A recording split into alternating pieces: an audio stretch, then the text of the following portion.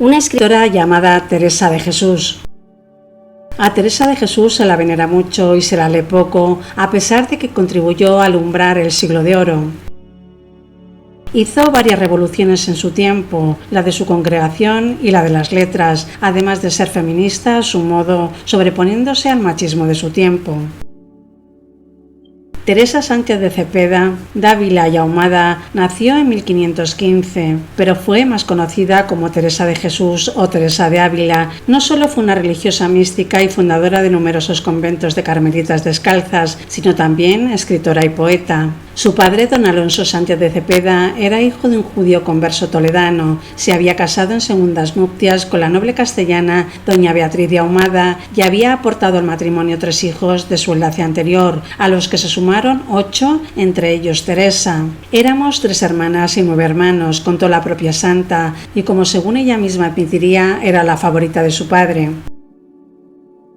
Era la suya una familia cristiana que tenía muchos libros en casa, incluso de caballerías, pero según se dice, no la Biblia. La propia Teresa relata los escritos destinados a su confesor y reunidos en el libro Vida de Santa Teresa de Jesús, que desde sus primeros años mostró una imaginación vehemente y apasionada, debido en gran parte a que leía con avidez, gusto que compartía con su madre, con 6 o 7 años de edad. Esos libros romanceros de su padre, por eso tiempo después le apenaría tanto que algunos de esos libros que ella leyera en su infancia fueran prohibidos por la Inquisición. Cuando se quitaron muchos libros de romance que no se leyesen, yo sentí mucho, porque algunos me daba recreación leerlos, diría la santa.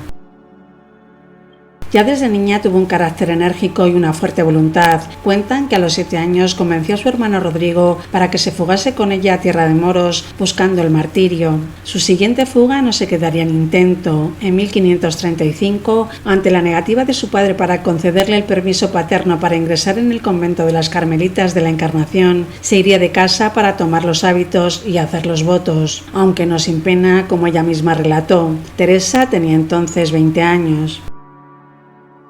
En el convento de la Encarnación vivió feliz 27 años, pero los años siguientes serían los más oscuros para la santa, que abandonó la oración en 1542 y un año después salió del convento para cuidar a su padre. Este moriría en aquella Navidad y a su regreso Teresa pasaría 10 años más entre estados de desesperanza y periodos de oración, hasta que en 1554, cuando rondaba los 40 años, tuvo lugar su conversión definitiva ante un Cristo llagado. Ese día nace Teresa de Jesús y comienza la segunda etapa de su vida, la de su fecundidad espiritual, mística y literaria, la etapa de fundadora.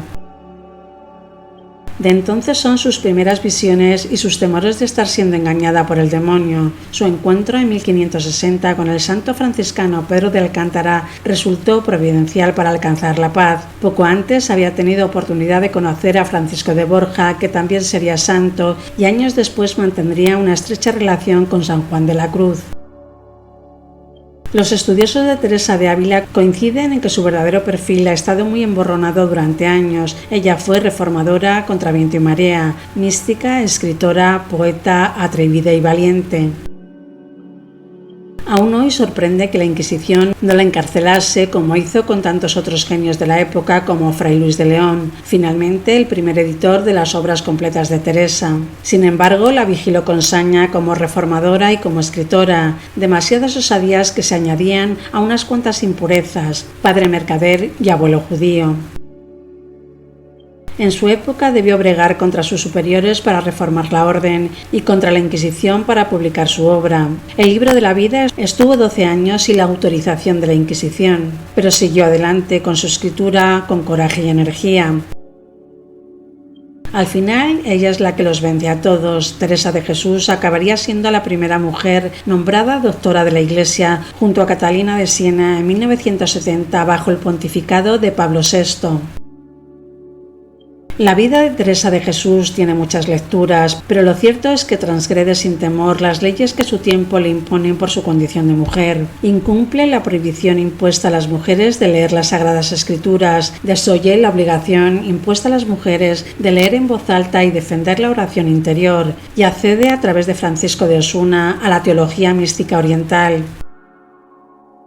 El 24 de agosto de 1562, el Papa Pío IV le concedió su traslado con 4 monjas al pequeño convento de San José de Ávila. La reforma del Carmelo se pone en marcha. Apoyada por el general de la Orden del Carmen, recorrió todos los caminos de España, fundando conventos. Fueron 16 en apenas 20 años. Ávila, Medina del Campo, Malagón, Valladolid, Toledo, Pastrana, Salamanca, Alba de Tormes, Segovia, Beas de Segura, Sevilla, Caravaca, Villanueva de la Jara, Palencia, Soria, Granada y Burgos. No pudo, sin embargo, cumplir su deseo de fundar un convento en Madrid.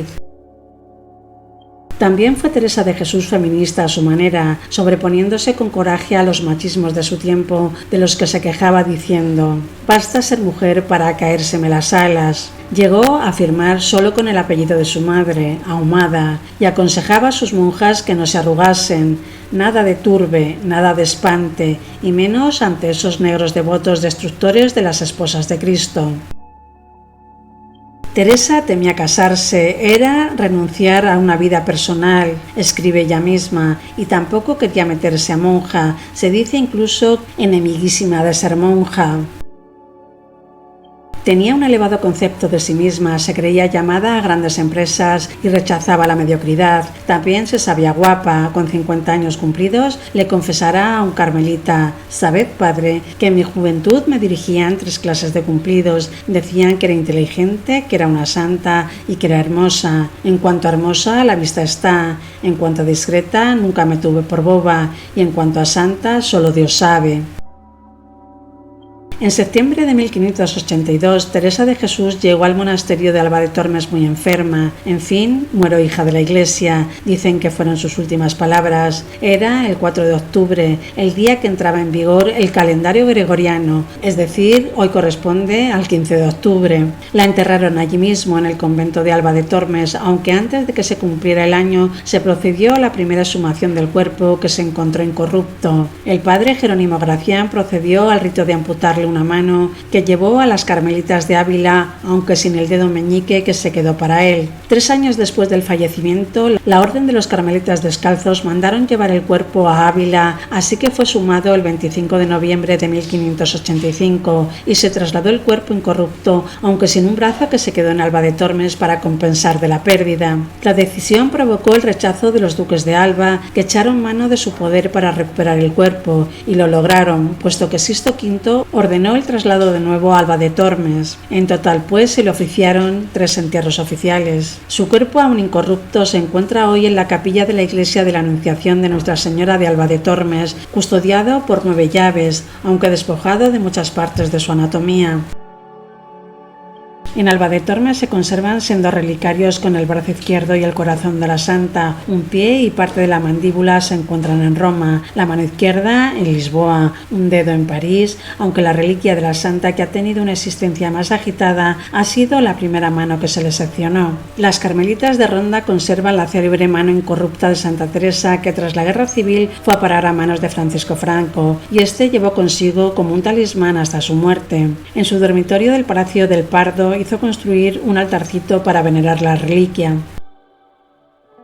Teresa pagó con persecuciones sus osadías. A cambio, su nombre corrió pronto de boca en boca por toda Europa y sus libros fueron traducidos y muy leídos. Los más afamados escritores, Cervantes, Góngora, Quevedo, Lope de Vega y pintores la ensalzaron. La pinta en 1576 su único retrato en vida, el carmelita Juan de la Miseria, a quien ella recrimina: «Dios te perdone, Fray Juan, que ya que me pintaste, me has pintado fea y legañosa». También Velázquez y Rubens, e incluso el mejor escultor del barroco italiano, Bernini, con la monumental Transverberación de Santa Teresa.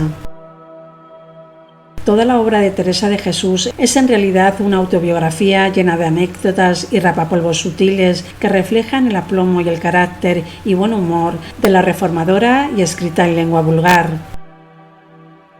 En los últimos 20 años de su vida escribió Santa Teresa el libro de la vida, Camino de perfección, meditaciones sobre los cantares, moradas del castillo interior, exclamaciones, fundaciones, visita de descalzas, las constituciones para sus monjas, poesías y medio millar de cartas, además de 66 cuentas de conciencia para sus confesores. Ella no podía predicar, pero sí dijo lo que pensaba a través de las cartas, en las que no solo hablaba de su relación con Dios. Dicen los expertos que escribía tan rápido como un notario, ya que su caligrafía delataba un trazo apresurado de alguien con muchos quehaceres y poco tiempo.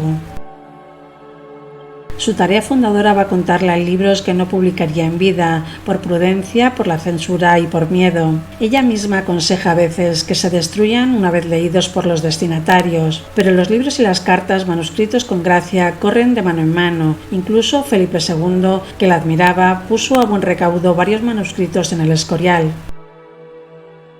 Es una escritora autodidacta que no sabía bien latín, pero capaz de impresionar a un catedrático de la Universidad de Salamanca como Fray Luis de León, que la admiró tanto que editó sus obras en el siglo XVI y se embarcó en la misión de escribir su biografía, una tarea inconclusa por su muerte, o fascinar a un joven San Juan de la Cruz, al que convence para refundar la orden. En todos sus libros hay páginas de sutil picardía, aunque con cuidado de que el inquisidor no se entere de quién le agota su paciencia o contra lo que veía mal. Teresa de Jesús cultivó además la poesía lírico-religiosa. Llevada de su entusiasmo, se sujetó poco a la imitación de los libros sagrados, apareciendo por tanto más original. Sus versos son fáciles, de estilo ardiente y apasionado, como nacido del amor ideal en el que se abrasaba Teresa, amor que era en ella fuente inagotable de mística poesía.